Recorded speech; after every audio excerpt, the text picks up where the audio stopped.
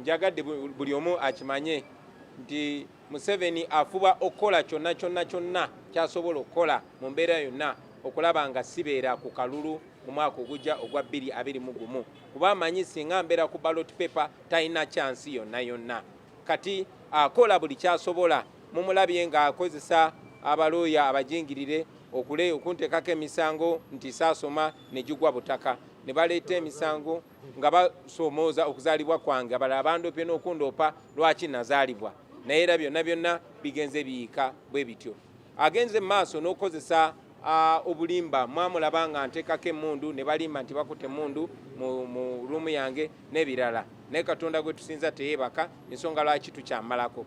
Mwetegefu n'okozesa ssente z'omuwoomusolo n'okozesa poliisi n'amagye g'eggwanga okunyigiriza n'okugulirira abo bonna abatwetoolodde basobola okugulirira. Muze mulaba nga gulira abantu abandi okumpi bafulufiga babajjo babasajja mivule kati era mulabe ekigenda maaso ne Muzeeyi Kibalama. Naye tubakakasa nti bino byonna bikolebwa naye tebigenda kumalako, tugenda kuwangula oluvannyuma lwa byonna. Twasemba okuliza Mwami Kibalama nga amaka ge gabulunguliddwa amagye era nga nammwe bwe mwaze mubiraba.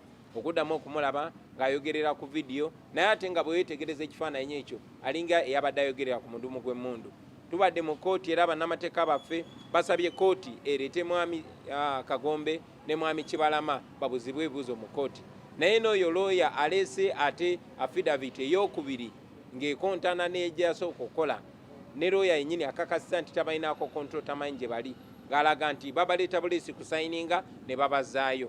Tewali amanyi gye bali, famire yaabwe temanyi gye bali, tuteebereza nti nabo babawambye. Bino byonna badictator babikola basebo ne bannyabo. Bino byonna Mwami Museveni azenga abikola naye twagala obbakakasa nti tugenda kuwangula mubeere bagumu. Tewali kyetwakola mu bumenyi bw'amateeka, twakola zi delegates conference era ne records weziri, twalondebwa mu butuufu era ne records weziri, era ne Mwami Kibalama okuvayo twalangirira National Unity Platform n'obukulembeze bwayo obupya aze atiisibwa nga bwe yabategeeza mwe bannamawulire. Amaka ge gaze galondoolwa ebiseera ebimu nga tasula nayo era twasembye okwogera ne famire ye ng'etutegeeza nti bamuwambye ye ne munne tewali amanyi gye bali. Bino byonna bikolebwa naye tugenda kuwangula ekyo tujja kibakakasa. Mpozi n'ekirala kankyogereko ebyabadde biyitingana nti simanyi twamusuubiza ssente ebyo byonna bya bulimba byonna bya kiyaaye naye era Mwami Museveni tumanyi nga bwakola ebintu byakola. Tumanyi nti bateekateeka n'okulumba amaka g'abamu ku bamemba baffe bateekeyo $, bateekeyo n'emmundu oba bateekeyo n'ebintu ebirala basobola obubasaako omusango. Bagezaako okuteekawo ekifaananyi nti ffe tulina ssente nnyingi era tuwagirwa abagwira naye nga amazima gali nti tetulina ssente n'emu, tulina just mazima na bannayuganda ku ludda lwaffe. Let me say that again in English. We want to distance ourselves from the claims from the allegations that we had promised $5 million to Mr. Kibalama. That is utter falsehood. Those are lies. We also know that there is a plan by the regime to raid the homes of some of our members to plant dollars in their homes and guns so they can arrest them and report that they have a lot of money from foreign funders and they have weapons. We distance ourselves from that. We confirm to you Ugandans that Mr. Museveni will be defeated as soon as later. Thank you very much for God and our country. Thank you very much. I want fellow Ugandans and citizens of the world to know, because it's clear to everybody, that Museveni is doing everything he can to make sure I don't appear on the ballot paper in 2021.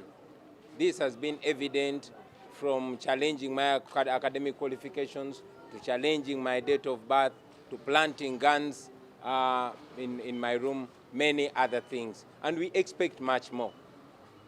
We also know that he's on a spending spree, spending taxpayers' money and using the National Army and Force and military to compromise and coerce everybody that he can coerce or compromise. You've seen him compromising people that have been close to me, the full figures, the Bajos, the Basajja Mivules, and now you see Muzeeyi Kibalama and others.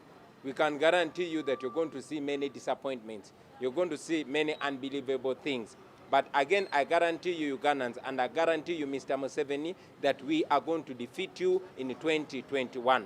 I am going to be on the ballot paper. We are going to vie and we are going to win you in a democratic election. Also, I want to confirm to Ugandans that nobody should be worried. This is being done not that the government or the regime wants to win the case. No, but because they want to cast doubt in the eyes and minds in those that believe in us. They want to cast doubt in the eyes and minds of the members of the National Unity Platform, both in Uganda and all over the world. This is not intended to win a case because they have no case whatsoever. We did everything within the law. We held a delegates conference. We were elected into office. Everything was clear, and you all saw, journalists and members of the media, that Mr. Chibalama was being coerced and followed all the time, and he said that on camera. Even right now, we've been in contact with these family members. Nobody knows where Mr. Chibalama or where Mr. Kagombe is. The last we knew is that their home was surrounded by the military. We watched the videos in disbelief, but again we noticed that they could be under duress because even right now nobody knows where they are. His apparent lawyer, the one that came with the second fake affidavit, mentioned that these people just show up to sign and they disappear. Even the lawyer has no control over them and has no knowledge where they are.